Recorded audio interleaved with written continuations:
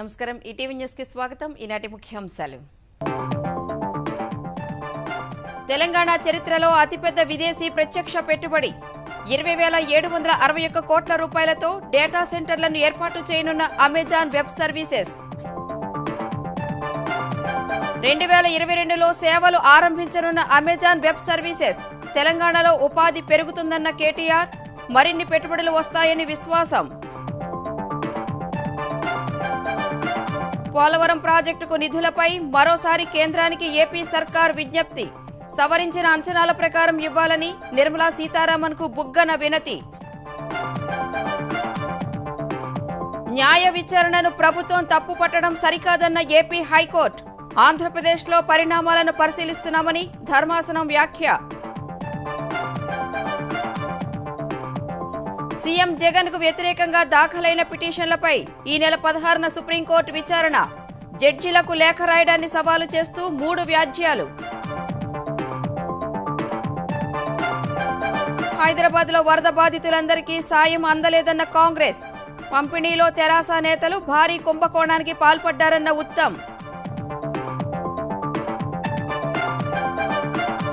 America అధ్యక్ష ఎన్నికల్లో విజయపథాన Joe Biden. Georgia, Pennsylvania రాష్ట్రాల్లో ట్రంప్ను అధిగమించి మెజార్టీ సాధించిన డెమోక్రటిక్. జో బైడెన్ గెలుస్తారనే అంచనాలతో స్టాక్ మార్కెట్లలో జోరు. వరుసగా 5వ రోజు లాభపడిన సెన్సెక్స్ 553 పాయింట్లు పెరిగిన సూచీ.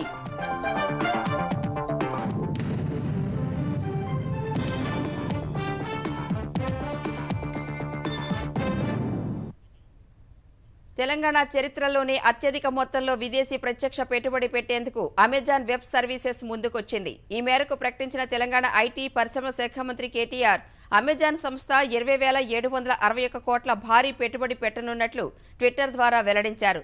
క్లౌడ్ ఇన్ఫ్రాస్ట్రక్చర్ విభాగంలో పేరొందిన అమెజాన్ వెబ్ సర్వీసెస్ భారత్లో తమ రెండో AWS రీజియన్గా హైదరాబాద్ను ఎంచుకోవడంపై కేటీఆర్ హర్షం వ్యక్తం చేశారు. ఈ పెట్టుబడులతో స్థానిక యువతకు ఉపాధి అవకాశాలు లభిస్తాయన్నారు. తెలంగాణలో ఐటీ ఆధారిత రంగం మరింత వృద్ధి చెందుతుందన్నారు. అటు ఈ సెంటర్ను 2022 నాటికి అందుబాటులోకి తీసుకువస్తామని అమెజాన్ వెబ్ సర్వీసెస్ తెలిపింది. హైదరాబాద్లో 2019 ఏడాది ఆగస్టులో అతిపెద్ద గ్లోబల్ క్యాంపస్ ను నెలకొల్పిన అమెజాన్ వెబ్ సర్వీసెస్ ఇప్పుడు మరో భారీ పెట్టుబడికి హైదరాబాద్ నే ఎంచుకుంది. మొత్తం 20,761 కోట్ల రూపాయల పెట్టుబడితో తెలంగాణలో డేటా సెంటర్లను ఏర్పాటు చేయాలని అమెజాన్ వెబ్ సర్వీసెస్ నిర్ణయించింది. ఇప్పటి వరకు భారత్లో ముంబై రీజియన్ నుంచి డేటా సెంటర్ల కార్యకలాపాలు నిర్వహిస్తున్న అమెజాన్ వెబ్ సర్వీసెస్ ఇప్పుడు తన ఆసియా రీజియన్ కేంద్రంగా హైదరాబాద్ ను ఎంచుకుంది. ఈ కేంద్రంలో 3 అవైలబిలిటీ జోన్లు ఏర్పాటు చేయనుండగా వాటిలో పెద్ద ఎత్తున డేటా సెంటర్లను నెలకొల్పనున్నట్టు అమెజాన్ తెలిపింది. ఒక్కో అవైలబిలిటీ జోన్లో వేర్వేరు డేటా సెంటర్లు వేర్వేరు చోట్ల ఏర్పాటు చేయనుండగా అన్ని స్వతంత్రంగానే పనిచేస్తాయని అమెజాన్ వెల్లడించింది. హైదరాబాద్ లో ఏర్పాటు చేసే Amazon web services AWS Asia Pacific region ద్వారా వేల మంది డెవలపర్లు, స్టార్టప్లు, ఐటీ కంపెనీలే కాకుండా ప్రభుత్వ సంస్థలు, విద్య, ఇతర రంగాల్లో పనిచేస్తున్న NGOలు సహా ఇతర కంపెనీలకు అత్యుత్తమ సేవలు అందనున్నాయి. ప్రధానంగా భారత్ నుంచే సేవలందించే e commerce, IT, public sector, banking మరియు ఫైనాన్షియల్ సర్వీసెస్ వంటి ఇతర అనేక రంగాల్లో తమ కార్యకలాపాల విస్తృతి పెంచుకునేందుకు అవకాశం కలుగుతుందని వివరించింది. AWS Hyderabad Asia Pacific region ను 2022 ప్రథమార్థం పూర్తయ్యే సమయానికి అందుబాటులోకి తేవాలనే లక్ష్యంతో ఉన్నట్టు అమెజాన్ తెలిపింది. ఇది పూర్తయితే analytics, artificial intelligence, database, internet of things సహా స్టోరేజీల్లో తమ కస్టమర్లకు అత్యాధునిక సేవలు అందనున్నాయని అమెజాన్ వివరించింది. దేశంలోనే రెండో రీజియన్ ఏర్పాటుకు అమెజాన్ హైదరాబాద్ ను ఎంచుకోవడంపై తెలంగాణ ఐటీ పరిశ్రమల శాఖ మంత్రి కేటీఆర్ హర్షం వ్యక్తం చేశారు. తెలంగాణ రాష్ట్రం ఏర్పడిన తర్వాత గౌరవ ముఖ్యమంత్రి కేసీఆర్ గారి నాయకత్వంలో టీఎస్ ఐపాస్ విధానం ద్వారా ఆకర్షణీయమైన పాలసీల ద్వారా పెద్ద ఎత్తున పెట్టుబడులు వస్తున్న విషయం అందరికీ తెలిసిందే. ఇప్పుడు తెలంగాణ రాష్ట్రం ఏర్పడిన తర్వాత హైదరాబాద్ నగరంలో అమెజాన్ వెబ్ సర్వీసెస్ అనే కంపెనీ డేటా సెంటర్ ఏర్పాటు చేయడం ద్వారా భారీ పెట్టుబడి 20,671 కోట్ల రూపాయల పెట్టుబడిని ఫారిన్ డైరెక్ట్ ఇన్వెస్ట్మెంట్ రూపంలో ఒక కీలకమైన నిర్ణయం తీసుకుంది. నిర్ణయం పట్ల నేను తెలంగాణ ప్రభుత్వం తరపున వారికి హృదయపూర్వకమైన ధన్యవాదాలు తెలియజేస్తూ, ఈ పెట్టుబడితో హైదరాబాద్ నగరంలో ముఖ్యంగా తెలంగాణ రాష్ట్రంలో డేటా సెంటర్లు, తద్వారా వచ్చే ఉపాధి అవకాశాలు మరింత విస్తృతమవుతాయి. దాంతోపాటు రేపటి రోజున సర్వర్ మ్యానుఫ్యాక్చరింగ్ కానీ ఇంకా ఇతర రంగాల్లో మ్యానుఫ్యాక్చరింగ్ రంగానికి సంబంధించి కూడా మరి మనకు అవకాశాలు పెరిగేదానికి చాలా మార్గం సుగమమైంది. అమెజాన్ వెబ్ సర్వీసెస్ పెట్టుబడికి సంబంధించి తన దావోస్ పర్యటనలో ప్రాథమిక చర్చలు జరిగినట్టు గుర్తు చేసుకున్న కేటీఆర్, తెలంగాణ ప్రభుత్వం తీసుకుంటున్న అనేక ఆదర్శవంతమైన ప్రభుత్వ విధానాల వల్లే ఆ సంస్థ హైదరాబాద్ను ఎంచుకుందని చెప్పారు. ఆంధ్రప్రదేశ్లో పెట్టుబడులకు ఉన్న అవకాశాలపై తైవాన్కు చెందిన Foxlink, Apache, PSA, Walsin, green tech సంస్థలు ఏపీ పరిశ్రమ శాఖ మంత్రి మేకపాటి గౌతమ్ రెడ్డితో చర్చలు జరిపారు. ఈ మేరకు తనను కలిసిన ఆయా సంస్థల ప్రతినిధులకు ఏపీలో పెట్టుబడులకు ఉన్న అవకాశాలను వివరించిన మంత్రి ఈజ్ ఆఫ్ డూయింగ్ బిజినెస్ లో ఏపీ దేశంలోనే అగ్రస్థానంలో ఉన్నట్లు వివరించారు. విద్య, వైద్య, సాగు, పారిశ్రామిక రంగాల్లో అనేక సంస్కరణలు చేపట్టినట్లు తెలిపారు. సుదీర్ఘ తీర ప్రాంతం సహా మౌలిక సదుపాయాల్లో ఆంధ్రప్రదేశ్ ముందు ఉందని గౌతమ్ రెడ్డి తైవాన్ సంస్థలకు తెలిపారు. కడప జిల్లాలో ఎలక్ట్రానిక్ మ్యానుఫ్యాక్చరింగ్ క్లస్టర్లు అభివృద్ధి చేస్తామని, 3 పారిశ్రామిక కారిడార్లు, 8 హార్బర్లపై ప్రత్యేక శ్రద్ధ పెట్టినట్లు వివరించారు. తైవాన్ కంపెనీల నుంచి పెట్టుబడులను ఆహ్వానిస్తున్నట్లు తెలిపిన గౌతమ్ రెడ్డి వారి భాగస్వామ్యంతో మరింత వేగంగా పారిశ్రామిక అభివృద్ధి సాధిస్తామని వెల్లడించారు. దాదాపు 15,000 కోట్లు అదానీ సెంటర్ డేటా సెంటర్ రావడం జరుగుతుంది. అలాగే అపాచీ వాళ్ళు గతంలో కూడా ఇక్కడ 2006లో మన రాష్ట్రంలో వచ్చి ఆ ఫుట్వేర్ పార్క్ పెట్టడం జరిగింది. ఆ ఎక్స్పాన్షన్ కి దాదాపు వాళ్ళకి ఒక పార్క్ అక్కడే మన శ్రీకాళహస్తిలో పెట్టు, అలాగే పులివెందుల్లో కూడా ఆన్సిలరీ పార్క్ పెట్టి దాదాపు 10,000 మందికి ఉద్యోగాలు అవకాశం ఉంది. అలాగే దాంతో పాటు యోకోహోమా టైర్స్ అనేది ఏది ఉందో జపాన్ నుంచి వచ్చిన టైర్స్, దానికి కూడా మనం క్లియరెన్స్ ఇవ్వడం జరిగింది. పోలవరం ప్రాజెక్టు సవరించిన అంచనాలకు మేరకు నిధులు మంజూరు చేయాలని కేంద్ర ఆర్థిక మంత్రి నిర్మలా సీతారామన్కు ఏపీ ఆర్థిక మంత్రి బుగ్గన రాజేంద్రనాథ్ కోరారు. పోలవరం ప్రాజెక్టు అంచనాలపై కేంద్ర మంత్రితో ఢిల్లీలో చర్చించిన ఆయన ప్రాజెక్టు నిర్మాణానికి ఖర్చు చేసిన 4,000 కోట్ల రూపాయల్లో 2,234 కోట్లకు కేంద్రం అనుమతి ఇచ్చిందని బుగ్గన వివరించారు. 2013, 2014 అంచనాలకు గత ప్రభుత్వం ఒప్పందం కుదుర్చుకుందన్న బుగ్గన నాటి అంచనాల కంటే భూసేకరణకే 17,000 కోట్లు అదనంగా ఖర్చవుతుందన్నారు. సవరించిన అంచనా కమిటీ నివేదికలు కేంద్రానికి ఇచ్చినట్లు చెప్పిన బుగ్గన మొత్తం 12,000 కోట్ల రూపాయలు ఖర్చు పెడితే 8,000 కోట్లే కేంద్ర ప్రభుత్వం ఇచ్చిందన్నారు. ఇంకా 4,000 కోట్లు రావాల్సి ఉందని తెలిపారు. 2014లో కేంద్రమే ప్రాజెక్టు పునరావాసంలో ఖర్చు పెరిగే అవకాశం ఉందని తీర్మానం చేసిందని, ఆ నిధులు కూడా కేంద్రమే భరించాలని కోరినట్టు చెప్పారు.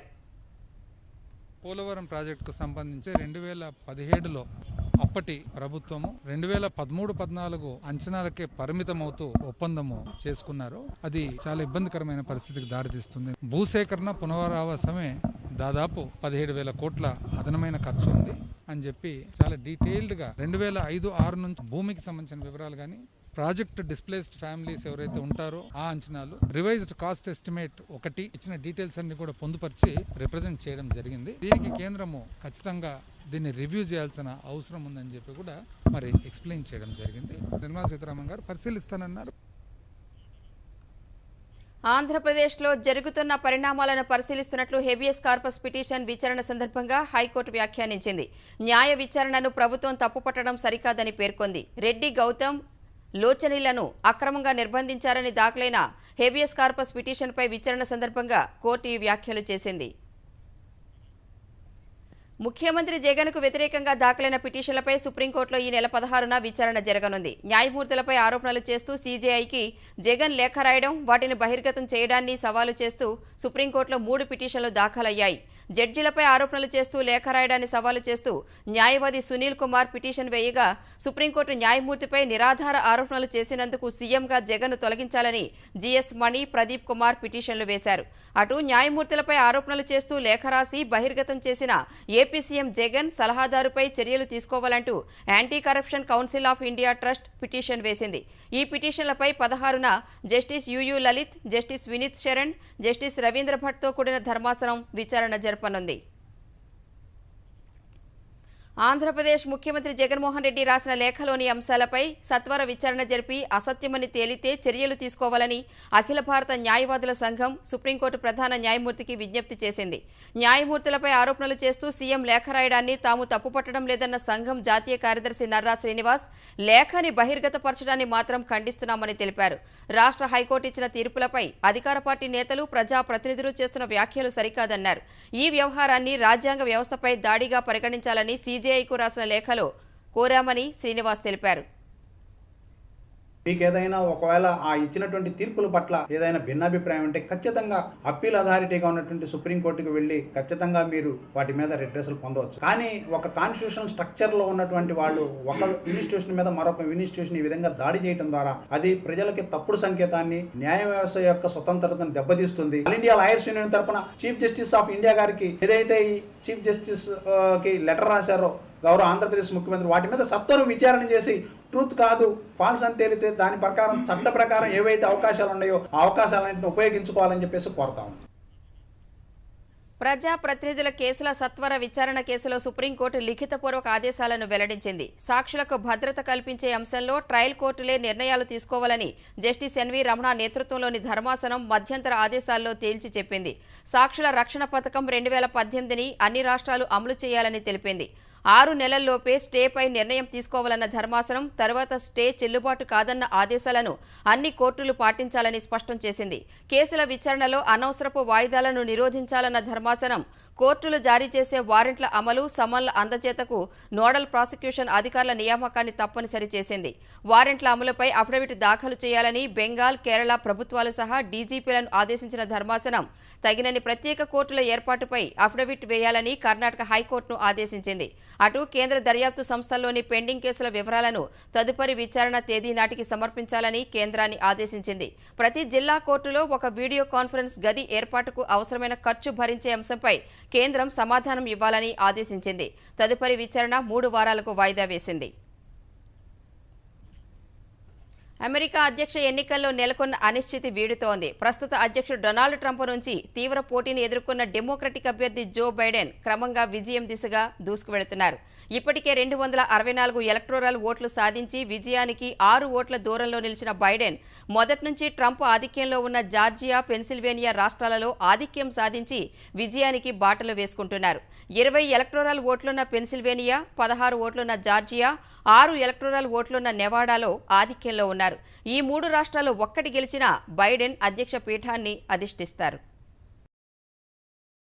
అగ్రరాజ్యం ఎన్నికల్లో ఎవరు గెలుస్తారనే అంశంపై నెలకొన్న సందిగ్ధత క్రమంగా వీడుతోంది. ఇప్పటి వరకు 45 రాష్ట్రాల ఫలితాలు వెల్లడి కాగా 264 ఎలక్టోరల్ ఓట్లు సాధించి ముందంజలో ఉన్న డెమోక్రటిక్ అభ్యర్థి జో బైడెన్ అధికార పీఠం దిశగా అడుగులు వేస్తున్నారు. బైడెన్ విజయానికి 6 ఎలక్టోరల్ ఓట్లు అవసరం కాగా ఫలితాలు వెల్లడి కావలసి ఉన్న 5 రాష్ట్రాలలో 3 చోట్ల ఆయన ఆధిక్యంలో ఉన్నారు. నెవాడాలో ఇప్పటికే ఆధిక్యంలో కొనసాగుతున్న బైడెన్ ట్రంప్ మొదటి నుంచి ఆధిక్యంలో కొనసాగిన పెన్సిల్వేనియా, జార్జియాలోనూ ట్రంప్ను అధిగమించారు. పెన్సిల్వేనియాలో 95% కౌంటింగ్ పూర్తి కాగా జో బైడెన్ ట్రంప్పై 5,587 ఓట్ల స్పష్టమైన మెజారిటీ సాధించారు. పెన్సిల్వేనియాలో తాజాగా 31,412 ఓట్లను లెక్కించగా అందులో జో బైడెన్ 27,396 ఓట్లు సాధిస్తే ట్రంప్ 3,760 ఓట్లకే పరిమితమయ్యారు. ఫిలడెల్ఫియా కౌంటీలో జో బైడెన్ కు 5,53,953 ఓట్లు దక్కగా ట్రంప్ 1,25,513 ఓట్లతో సరిపెట్టుకున్నారు. ఈ మెజారిటీతో పెన్సిల్వేనియా రాష్ట్రంలో బైడెన్ ఆధిక్యంలోకి వెళ్లారు. మొదటి నుంచి ట్రంప్ ఆధిక్యంలో ఉన్న జార్జియాలో ప్రస్తుతం బైడెన్ 1,097 ఓట్ల ఆధిక్యంలోకి వెళ్లారు. జార్జియాలో బైడెన్ గెలిస్తే 1992 తర్వాత అక్కడ విజయం సాధించిన డెమోక్రటిక్ అభ్యర్థిగా రికార్డు సొంతం చేసుకుంటారు. 6 ఎలక్టోరల్ ఓట్లున్న నెవాడాలో మొదటి నుంచి ఆధిక్యం ప్రదర్శిస్తున్న బైడెన్ 11,000 ఓట్లకు పైగా ఆధిక్యంలో కొనసాగుతున్నారు. ప్రస్తుతం బైడెన్ ఆధిక్యంలో ఉన్న 3 రాష్ట్రాల్లో ఒక్కటి గెలిచినప్పటికీ ఆయన అధ్యక్ష పీఠం అధిష్ఠిస్తారు. 3 గెలిస్తే 300కు పైగా ఎలక్టోరల్ ఓట్లతో జయభేరీ మోగిస్తారు. అటు ఇప్పటి వరకు 214 ఎలక్టోరల్ ఓట్లు సాధించిన ట్రంప్ లెక్కింపు జరుగుతున్న 5 రాష్ట్రాలలో గెలిస్తేనే అధ్యక్ష పీఠాన్ని నిలబెట్టుకునే అవకాశముంది. మొదటి నుంచి ఆధిక్యంలో ఉన్న పెన్సిల్వేనియా, జార్జియాల్లో ఆధిక్యం కోల్పోయిన ట్రంప్ అలస్కా, నార్త్ కరోలైనాల్లో మాత్రమే ఆధిక్యంలో ఉన్నారు. పెన్సిల్వేనియా, జార్జియాలో ఒక్కచోట ఓడినా రెండోసారి అధ్యక్ష పదవి చేపట్టాలన్న ట్రంప్ కలలు నెరవేరే అవకాశం లేదు.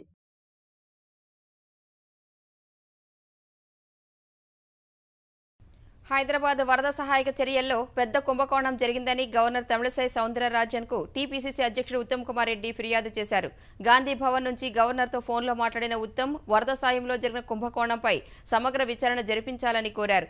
దేశ చరిత్రలోనే ఇది అతిపెద్ద కుంభకోణమన్న టీపీసీసీ అధ్యక్షుడు వరద సహాయక చర్యల్లో తెరాస నాయకులు, కార్యకర్తలు కోట్ల రూపాయలు కొట్టేశారని ఆరోపించారు. పార్టీ శ్రేణులను ఆర్థికంగా బలోపేతం చేసి జీహెచ్ఎంసీ ఎన్నికల్లో లబ్ధి పొందేందుకు కేసీఆర్ నగదు పంపిణీ చేశారని ఉత్తమ్ విమర్శలు గుప్పించారు. నిజంగా ఇబ్బంది పడ్డ వాళ్ళకి రూపాయి కూడా అందకుండా చంద్రశేఖరరావు గారి ప్రభుత్వం చేసిన తీరు ఈ హైదరాబాద్ నగర ప్రజలందరూ మర్చిపోవడం చెప్పి మనం చేస్తున్నాం. చీఫ్ మినిస్టర్ రిలీఫ్ ఫండ్ 554 కోట్లు ప్రకృతి వైపరీత్యం వల్ల జరిగిన బాధితులకు ఇస్తామని చెప్పి జియో ఇష్యూ చేసి ఎవడి అబ్బ సొమ్ము అని చెప్పి ఎవడి జాగీర్ అని చెప్పి టిఆర్ఎస్ పార్టీ కేడర్ ద్వారా ప్రభుత్వ సొమ్ము ప్రజల సొమ్మును డిస్ట్రిబ్యూట్ చేసింది. వీళ్ళు అధికారులు సరే మీరు లిస్టులు ఇవ్వండి, ఎవరికి ఇచ్చిందంటే మా దగ్గర లిస్టులు ఇవ్వంటారు.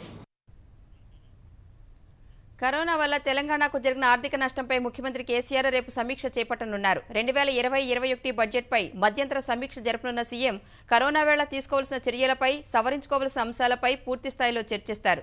ప్రణాళికా సంఘం ఉపాధ్యక్షుడు వినోద్ కుమార్, ప్రభుత్వ ప్రధాన కార్యదర్శి, ఆర్థిక శాఖ ముఖ్య కార్యదర్శి, అధికారులు సమీక్షలో పాల్గొంటారు. రేపటి సమీక్షలో వచ్చే అంచనాలపై మంత్రులు, అన్ని శాఖల కార్యదర్శులతో సీఎం ఎల్లుండి సమావేశమయ్యే అవకాశం ఉంది. మరోవైపు రేపు సాయంత్రం యాదాద్రి దేవాలయ నిర్మాణ పనులపై కూడా సీఎం సమీక్షించనున్నారు.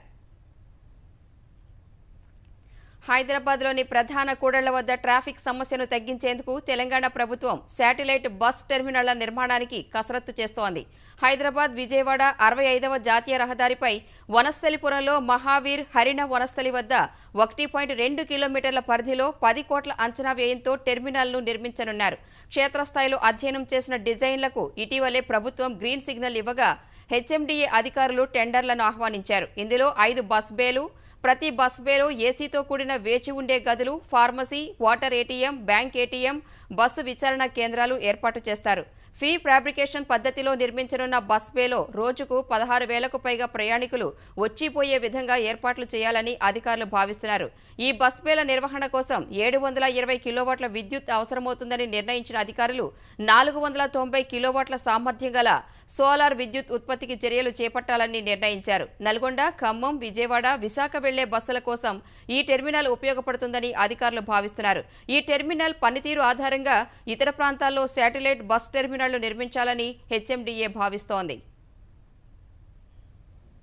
తెలుగుదేశానికి మంచి పేరు వస్తుందనే అక్కసుతో పేదలకు ఇళ్లను అప్పగించకపోవడం దారుణమని ఆ పార్టీ నేతలు ఆగ్రహం వ్యక్తం చేశారు. నా ఇల్లు నా సొంతం పేరుతో తెలుగుదేశం నేతలు ఆంధ్రప్రదేశ్ వ్యాప్తంగా ఆందోళనలు నిర్వహించారు. ఇళ్లు నిజమైన లబ్ధిదారులకు ఇవ్వకుండా వైకాపా ప్రభుత్వం కక్ష సాధింపు చర్యలకు పాల్పడుతోందని విజయవాడ, తిరుపతి సహా వేర్వేరు ప్రాంతాల్లో నిర్వహించిన నిరసన ప్రదర్శనల్లో విపక్ష నాయకులు ఆరోపించారు. తిరుపతి నగరపాలక సంస్థ ధర్నా చేపట్టిన నేతలు కడపలోని టిడ్కో ఇళ్ల వద్ద లబ్ధిదారులతో కలిసి పాదయాత్ర చేశారు. ఉభయ గోదావరి జిల్లాలోని పలు ప్రాంతాల్లో భారీ ర్యాలీలు నిర్వహించారు. వైకాపా చేపట్టిన జన చైతన్య యాత్రలపై విమర్శలు సంధించిన తెలుగుదేశం నేతలు 17 నెలల్లో ఏం సాధించారని ప్రశ్నించారు. ప్రజా సంక్షేమ పథకాల కోసమే 60,000 కోట్ల వరకు ఖర్చు పెట్టిన ఘనత వైకాపా ప్రభుత్వానికే దక్కుతుందని ఆ పార్టీ నేతలు కొనియాడారు. జగన్ పాదయాత్రకు 3 ఏళ్లు పూర్తయిన వేళ ప్రజల్లో నాడు, ప్రజల కోసం నేడు పేరుతో వైకాపా నేతలు ఆంధ్రప్రదేశ్ వ్యాప్తంగా విజయయాత్రలు నిర్వహించారు. 17 నెలల్లోనే ఇచ్చిన హామీల్లో 90% నెరవేర్చిన ఘనత ముఖ్యమంత్రి జగన్మోహన్ రెడ్డికే దక్కుతుందని విజయయాత్రలో పాల్గొన్న మంత్రులు, ప్రజాప్రతినిధులు పేర్కొన్నారు. కొన్ని ప్రాంతాల్లో మంత్రులు ఇంటింటికి వెళ్లి కరపత్రాలు పంచితే కొన్ని చోట్ల ఇంటింటికి వెళ్లి వినతి పత్రాలు స్వీకరించారు. వేర్వేరు ప్రాంతాల్లో ప్రజా సమస్యలు తెలుసుకున్న మంత్రులు వాటి పరిష్కారానికి హామీ ఇచ్చారు. ప్రకాశం జిల్లా చీరాలలో ఎమ్మెల్యే కరణం బలరాం కుమారుడు కరణం వెంకటేష్, ఎమ్మెల్సీ పోతుల సునీత చీరాలలోని గడియార స్తంభం వద్ద పాదయాత్ర చేస్తే ఆమంచి కృష్ణమోహన్ దేశాయిపేట నుంచి చీరాల వరకు వేరేగా ర్యాలీ నిర్వహించారు. ఇటీవలే జాతీయ కమిటీని ప్రకటించిన తెలుగుదేశం 219 మందితో రాష్ట్ర కమిటీని ప్రకటించింది. ఈ కమిటీలో 61% పదవులు బడుగు బలహీన వర్గాలకు కేటాయించింది. అత్యధికంగా బీసీలకు 41% అవకాశం ఇచ్చారు. 18 మంది ఉపాధ్యక్షులు, 16 మంది ప్రధాన కార్యదర్శులు, 18 మంది అధికార ప్రతినిధులను నియమించారు. కేంద్ర కమిటీ ప్రధాన కార్యదర్శిగా నల్లారి కిషోర్ కుమార్ రెడ్డిని నియమించారు. పార్టీ ఉపాధ్యక్షులుగా ప్రతిపాటి పుల్లారావు, నిమ్మల కృష్ణప్ప, జ్యోతుల నెహ్రూ, బూరగడ్డ వేదవ్యాస్, గొల్లపల్లి సూర్యారావు, వైవీబీ రాజేంద్ర ప్రసాద్, తిప్పేస్వామి, దామచర్ల జనార్దన్లకు అవకాశం కల్పించారు. దేవినేని ఉమా, పయ్యావుల కేశవ్, అనగాని సత్యప్రసాద్, అమర్నాథ్ రెడ్డి, భూమా అఖిలప్రియ, పంచుమర్తి అనురాధ, బుద్దా వెంకన్నను ప్రధాన కార్యదర్శులుగా నియమించారు. రాష్ట్ర అధికార ప్రతినిధులుగా పరిటాల శ్రీరామ్, దివ్యవాణి, గౌరివాణి శ్రీనివాసులు, ద్వారపురెడ్డి జగదీష్ రెడ్డికి చోటు లభించింది.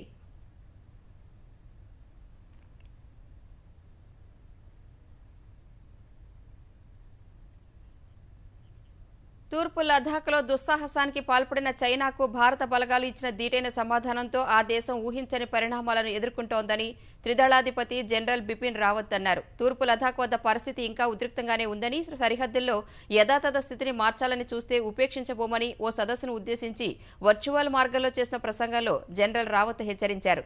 సరిహద్దు ఘర్షణలు అతిపెద్ద సైనిక చర్యలకు దారితీసే అవకాశాన్ని కొట్టిపారేయలేమన్నారు. నియంత్రణ రేఖ వెంబడి కవ్వింపు చర్యలకు పాల్పడుతున్న పాకిస్తాన్కు జనరల్ రావత్ పరోక్ష హెచ్చరికలు జారీ చేశారు. భారత వ్యతిరేక శక్తుల సాయంతో జమ్మూ కాశ్మీర్లో యుద్ధ వాతావరణం సృష్టించాలని చూస్తున్నందుకే పాకిస్తాన్తో సంబంధాలు అట్టడుకు చేరాయన్నారు.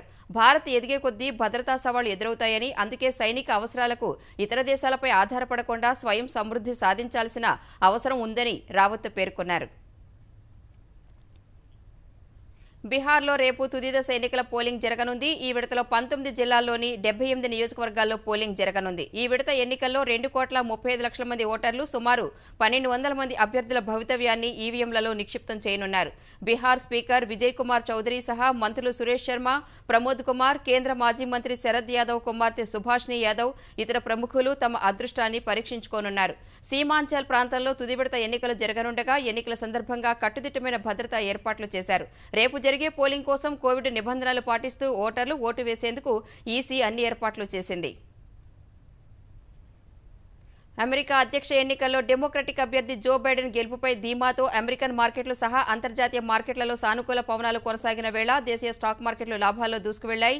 వరుసగా 5వ సెషన్లో లాభపడిన సెన్సెక్స్ ఇవాళ 530 పాయింట్లు ఎగబాకింది. ఈ ఉదయం 41,439 పాయింట్ల వద్ద ఉత్సాహంగా మొదలైన సూచీ ఆరంభం నుంచి లభించిన కొనుగోళ్ల మద్దతుతో లాభాలు ఆర్జించింది. ఒక దశలో కాస్త తగ్గి 41,383 పాయింట్ల కనిష్ట స్థాయిని నమోదు చేసింది. రిలయన్స్ ఇండస్ట్రీస్ రిటైల్ విభాగంలో సౌదీ అరేబియాకు చెందిన పబ్లిక్ ఇన్వెస్ట్మెంట్ ఫండ్ 9,555 కోట్ల రూపాయలకు కొనుగోలు చేసిన వేళ ఆ సంస్థ వాటాలు సహా కీలక సంస్థల షేర్లు కొనేందుకు మదుపర్లు మొగ్గిన వేళ లాభాల్లో దూసుకుపోయింది. ఒక దశలో 41,955 పాయింట్ల గరిష్ట స్థాయిని తాకిన సూచీ చివరకు 41,893 వద్ద స్థిరపడింది. జాతీయ స్టాక్ ఎక్స్చేంజీ సూచీ నిఫ్టీ 143 పాయింట్ల మేర లాభపడి 12,264 పాయింట్ల వద్ద ముగిసింది.